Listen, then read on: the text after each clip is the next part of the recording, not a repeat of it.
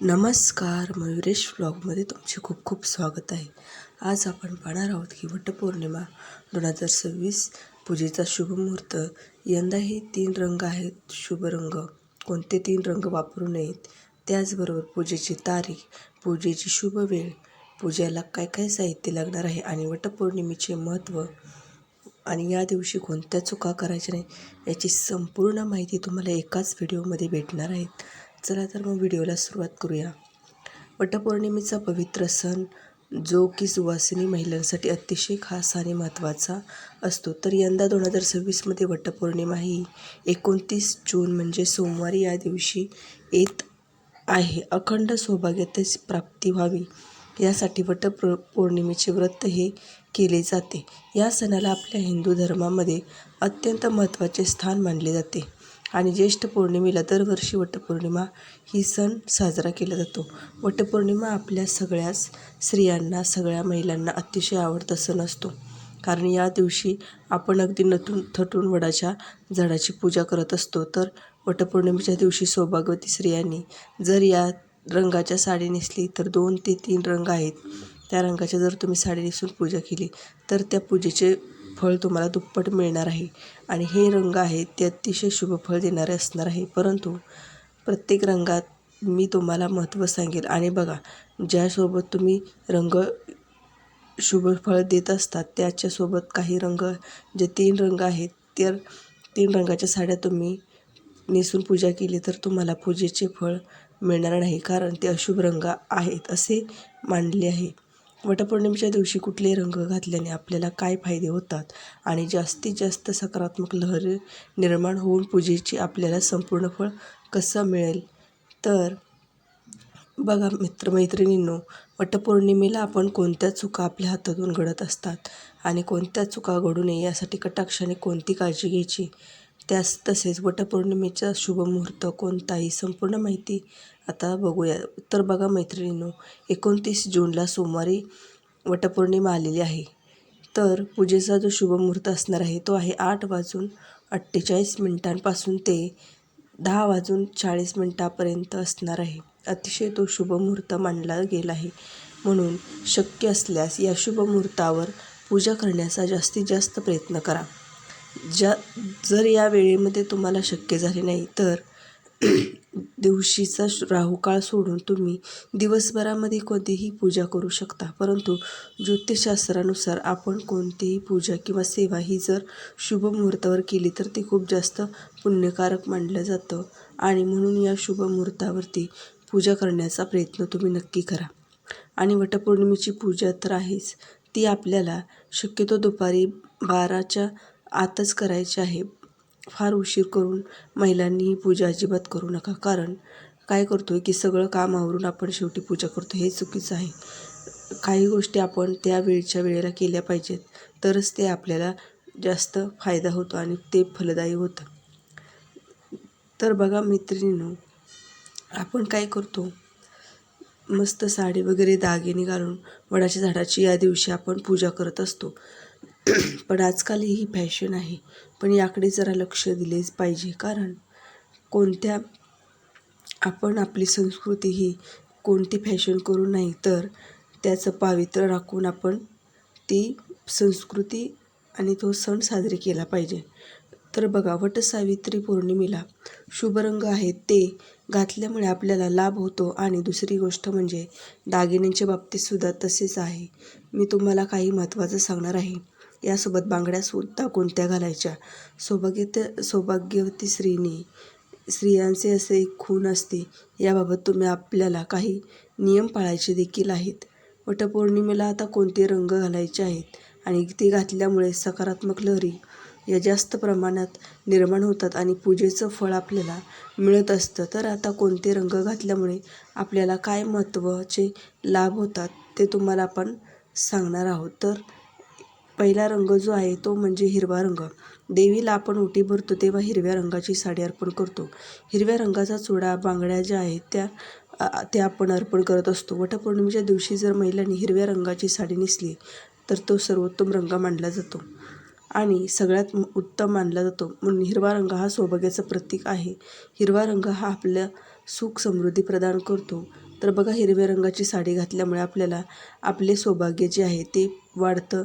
आणि दुसरी गोष्ट म्हणजे हिरव्या रंगाची साडी किंवा बांगड्या घातल्यामुळे भगवान शंकर जे आहेत ते आपल्याला प्रसन्न होतात आणि शिवशंकर आणि निसर्गाचं एक जवळचं नातं देखील तयार होतं. त्यामुळे आपल्याला श्रावण महिन्यामध्ये बऱ्याचशा महिला हिरव्या रंगाची साडीसुद्धा घालत असतात. त्यामुळेच हिरव्या रंगाची साडी घातल्यामुळे आपल्या वैवाहिक जीवनामध्ये अडीअडचणी निर्माण होत नाही, तसेच पती पत्नीमध्ये सौख्य राहतं. आणि जर आपण ही हिरव्या रंगाची साडी नेसून पूजा केली तर त्या पूजेचे संपूर्ण फळ हे मिळत असतं. आणि त्यामुळे शक्यतो महिलांनी हिरव्या रंगाची साडी नक्की नेसा, कारण त्यामुळे तुम्हाला खूप सारे फायदे होतील. दुसरा जो शुभ रंग असणार आहे तो आहे पिवळा. आता आपल्या हिंदू धर्मामध्ये पिवळ्या रंगाला ज्ञान, पवित्रता, समृद्धी आणि मांगल्याचे प्रतीक मानले जाते. आपल्या हिंदू धर्मामध्ये पिवळ्या रंगाच्या कापडाला पितांबर म्हटलं जातं. कोणत्याही प्रकारच्या मांगलिक कार्यात पिवळा रंग हा आवर्जून वापरला जातो. म्हणून पूजेमध्ये पिवळा रंग हा खूप शुभ मानला जातो. पिवळा रंग हा सूर्यदेव, मंगळ आणि बृहस्पती यांसारख्या ग्रहाचे प्रतिनिधित्व करतो. आणि पिवळा रंग हा परिधान केल्यामुळे आपल्या कुंडलीतील गुरुग्रह हा सुद्धा बलवान होतो. त्याचबरोबर सौभाग्यातील दुसरी सर्वात महत्त्वाची गोष्ट म्हणजे हळद. जसे की आपण हळदी कुंकू म्हणतो, त्यातील हळद म्हणजे हळदीला जेवढे महत्त्व आहे तेवढंच हिंदू धर्मामध्ये आपल्याला पिवळ्या रंगाला सुद्धा महत्त्व आहे. खरंच तुम्ही शक्य असल्यास यंदा वटपौर्णिमेच्या दिवशी पिवळ्या रंगाची साडी अवश्य नेसा, कारण पौर्णिमेच्या दिवशी सुद्धा आपण भगवान विष्णू आणि माता लक्ष्मीची पूजा करत असतो. आणि भगवान विष्णूंना पिवळा रंग अतिशय प्रिय असतो. आणि जर आपल्या सर्वांना माहीत असेल, जिथं विष्णू असतात तिथे लक्ष्मी माता देखील निवास करत असते. म्हणून तुम्ही यंदा पिवळ्या रंगाची साडी नेसून वटवृक्षाची पूजा नक्की करा. यामुळे तुम्हाला भगवान विष्णू आणि माता लक्ष्मी यांचा आशीर्वाद प्राप्त होईल. तिसरा जो रंग असणार आहे तो म्हणजे लाल. बघा, तुमच्याकडे लाल रंगाची साडी असेल तरी तीसुद्धा तुम्ही नेसू शकता, कारण आपल्या हिंदू धर्मामध्ये लाल रंग हा अतिशय खूप शुभ मानला जातो. आपण रोज देवपूजा करतो असतो किंवा आपण इतर वेळीची काही पूजा करतो त्यासाठी लाल रंगाचे वस्त्र वापरतो, कारण सर्व देवांना तो लाल रंग खूप प्रिय असतो. जास्त प्रिय असल्यामुळे लाल रंग हा वापरला तरीही चालेल, पण वस्त्र हे नक्कीच परिधान करू शकता. तसेच सौभाग्यामधील एक महत्त्वाची गोष्ट म्हणजे कुंकू. कुंकूसुद्धा लाल रंगाचे आहे आणि हा रंग उत्साह, सौभाग्य, उमंग, धैर्य आणि नवीन जीवनाचे प्रतीक म्हणून मानला जातो. लाल रंग हा संपत्तीची देवी लक्ष्मी आणि शक्तीची देवता माता दुर्गा यांना सुद्धा अतिशय प्रिय असतो. म्हणूनच तुम्ही यंदा वटपौर्णिमेला लाल रंगाची साडी घातल्यामुळे सुद्धा तुम्हाला एक सकारात्मक ऊर्जा मिळेल आणि त्याचे शुभ फळ देखील मिळणार आहे. चौथा जो रंग असणार आहे तो म्हणजे केशरी. केशरी रंग हा सूर्योदय आणि सूर्यास्ताचा रंग आहे. केशरी रंगाचा त्याग, ज्ञान, शुद्धता आणि सेवेचे प्रतीक असल्यामुळे आपल्या हिंदू धर्मामध्ये हा रंग यज्ञ आणि अग्नीच्या ज्वालासारखा प्रकाश मानला जातो. अज्ञानाचा अंधकार दूर करून सकारात्मकतेचा संचार करतो. छत्रपती शिवाजी महाराजांनी सेनेचा ध्वज रामकृष्ण आणि अर्जुन यांच्या रथाचा ध्वज केशरी रंगाचा होता, कारण केशरी रंग शौर्य, बलिदान यांचे प्रतीक मानले जातं. म्हणून केशरी रंग देवी शक्तीचे प्रतिनिधित्व करतो आणि याच रंगातून आपल्याला एक सकारात्मक ऊर्जा प्रवाहित होत असते. म्हणून केशरी रंगाची साडी घातल्याने तुम्हाला सुद्धा एक नवीन प्रकाशाची ऊर्जा मिळते आणि म्हणूनच केशरी रंगसुद्धा तुम्ही वटपौर्णिमेला आवश्यक नेसू शकता. त्यानंतर पुढचा रंग असणार आहे तो म्हणजे गुलाबी. गुलाबी रंगसुद्धा प्रेमाचं प्रतीक असल्यामुळे आपण तो गुलाबी रंगाची साडीसुद्धा आपण वटपौर्णिमेला यावर्षी तुम्ही नेसू शकता. गुलाबी रंगाचे आपण प्रतिनिधित्व म्हणून वटपौर्णिमा हा सण नवरा बायकोचा असतो आणि आपण नवऱ्यासाठी पूजा करत असतो. त्यामुळे या दिवशी जर तुम्ही गुलाबी रंगाची साडी नेसून पूजा केली तर नवरा बायकोमधलं नातं अतिशय घट्ट होईल. तसेच गुलाबी रंग आणि पुढचा रंग असणार आहे जांभळा. तर बघा, जांभळा आणि लाल रंग, पिवळा रंग, केशरी रंग, गुलाबी रंग, चिंतामणी आणि त्यानंतर चॉकलेटी रंग हे सुद्धा तुम्ही या रंगाचे साडी किंवा ड्रेस घालून सुद्धा पूजा करू शकता. तर प्रयत्न करा की जे रंग आहेत त्या रंगाच्या साडी, तसेच काहीतरी सकारात्मक नकारात्मक शक्ती खेचून घेण्याची ताकद असते. म्हणून प्रत्येक रंगाचे वेगवेगळे महत्त्व आणि शुभ फळ असते.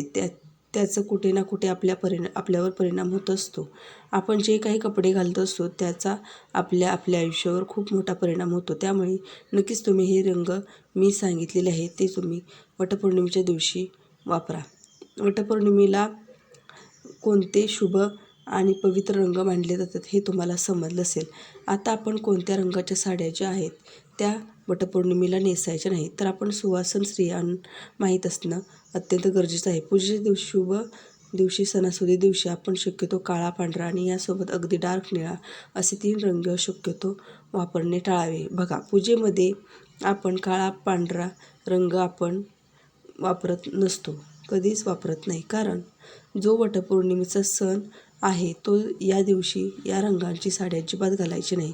काळा रंग हा नकारात्मक शक्ती खेचून घेत असतो. तसेच हे जे रंग आहेत त्याच्यासोबत अशुभ परिणाम देखील हातात येतात. म्हणून पूजा ही जी आहे ते आपल्याला पूजेचे फळ आपल्याला मिळत नाही. म्हणून मन लावून पूजा केली तर त्याचं फळ तुम्हाला मिळणार नाही. कारण तुम्ही जर या रंगाच्या साड्या घातल्या तर त्याचं फळ तुम्हाला खरंच मिळणार नाही. आता पुढची गोष्ट म्हणजे बांगड्या. बघा, आजकाल आपण काय करतो, ज्या रंगाची साडी घालतो त्याच रंगाच्या मॅचिंगच्या बांगड्या घालत असतो. जर तुम्ही मॅचिंगच्या बांगड्या घालत असाल तर हिरव्या रंगाच्या काचेच्या बांगड्या आवर्जून घालायच्या आहेत. वटपौर्णिमेच्या दिवशी तुम्हाला हिरव्या काचेच्या किमान 6 बांगड्या घालणं आवश्यक आहे. सोन्याच्या घाला, पण इतर पण त्यासोबत तुम्हाला हिरव्या रंगाच्या काचेच्या बांगड्या घालायच्या आहे. आपण जर हिरव्या रंगाच्या बांगड्या हे अखंड सौभाग्याचं प्रतीक आहे. मग शक्यतो या दिवशी प्लॅस्टिकच्या किंवा मेटलच्या बांगड्या अजिबात घालू नका. हिंदू धर्मामध्ये काचेच्या हिरव्या बांगड्यांना खूप जास्त महत्त्व असतं. कारण हिरवा रंग हा शुभ आणि सौभाग्याचं प्रतीक मानलं जातं. म्हणून त्यामुळे सौभाग्यामध्ये वाढ होण्यास तसेच पतीच्या प्रगतीमध्ये वाढ होण्यासाठी आणि शक्यतो आपण काचेच्या बांगड्याच घालायच्या आहेत.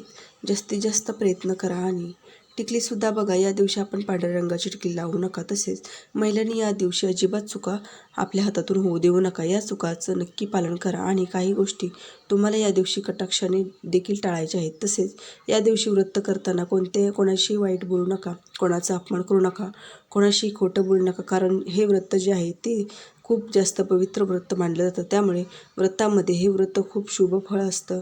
त्यामुळे तुम्हाला हे नियम आवर्जून पाळायचे आहेत. आता बघा, कोणते नियम तुम्ही बघा, तुमच्या घरामध्ये सुतक असेल तर तुम्हाला हे व्रत करायचं आहे. पण तुम्हाला जर घरामध्ये सुतक असेल आणि हे व्रत करता येईल पण पूजा करत असताना तुम्ही दिवसभर व्रत करू शकता. जर स्त्रियांनी या दिवशी मासिक धर्म असेल तरीसुद्धा हे व्रत करू शकता, पण तुम्हाला पूजा मात्र करता येणार नाही. तर बघा महिलांनो, वटपौर्णिमेच्या दिवशी नवीनच साडी नेसायची आहे किंवा आपल्या लग्नातील साडी नेसली तरी चालेल. आणि टिकली लावायची आहे, भांगामध्ये कुंकू लावायचं आहे, मंगळसूत्र त्यासोबत पायात जोडवी असणं अत्यंत गरजेचं असणार आहे. तर बघा मैत्रिणींनो, आपण साज शृंगार करून ही वटपौर्णिमेची पूजा करायची आहे. आणि आपल्या पतीचे आयुष्य प्रगती दुप्पटपटीने वाढावी यासाठी काही नियमांचे पालन करून सौभाग्यवतीचे जे काही नियम आहेत ते पाळूनच तुम्ही वटपौर्णिमेची पूजा, वटसावित्रीची पूजा तुम्ही नक्की करा. कारण जसे वटसावित्रीने यमाकडून आपल्या पतीचे प्राण परत मागवले तर एवढं फळ त्या वटसावित्रीला मिळू शकतं. तर तुम्ही देखील या नियमांचे पालन करून तुम्ही वडाच्या झाडाची पूजा करून आपल्या पतीसाठी दीर्घायुष्य तसेच खूप सारे फायदे मिळू शकतात. तर माहिती कशी वाटली नक्की सांगा. भेटूया अशा नवीन माहितीपूर्ण व्हिडिओमध्ये. तोपर्यंत धन्यवाद.